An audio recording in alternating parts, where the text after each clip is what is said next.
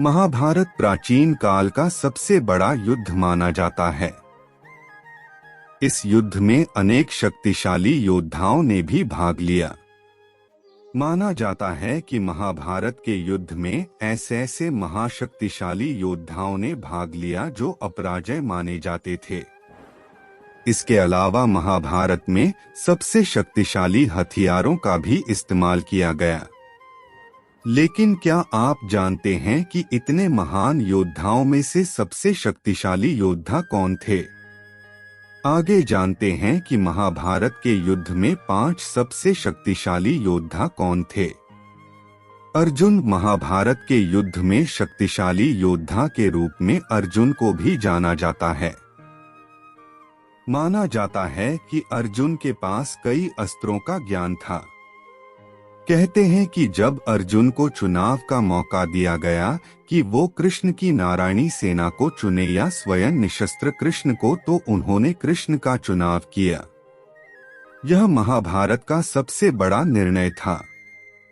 अर्जुन ने ही कौरवों की आधी से अधिक सेना को मारा। इनमें भीष्म और कर्ण भी शामिल थे। द्रोणाचार्य ने ही दोनों तरफ के सेनाओं को ज्ञान दिया था। इनके पास हर अस्त्र को चलाने का ज्ञान था। इसमें नारायण अस्त्र, पाशुपतास्त्र और ब्रह्मास्त्र भी शामिल है।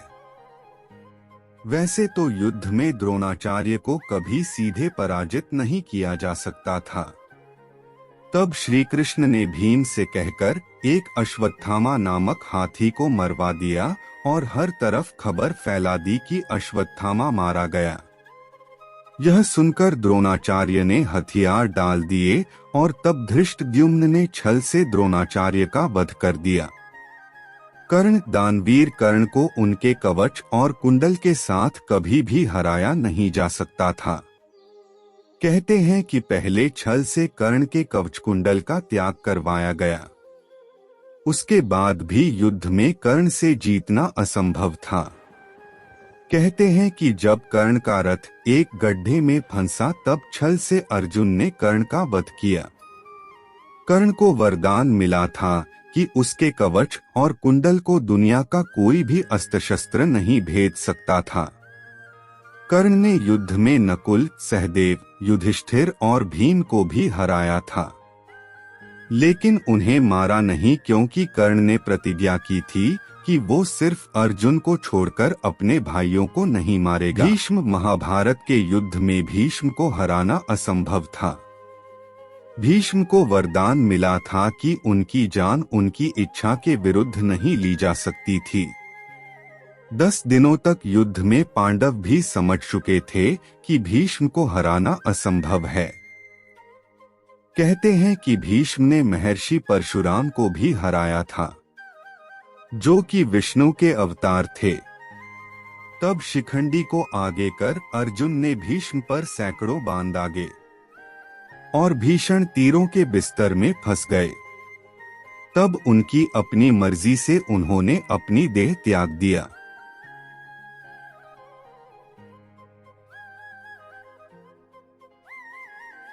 श्री कृष्ण महाभारत के सबसे शक्तिशाली योद्धा श्री कृष्ण थे।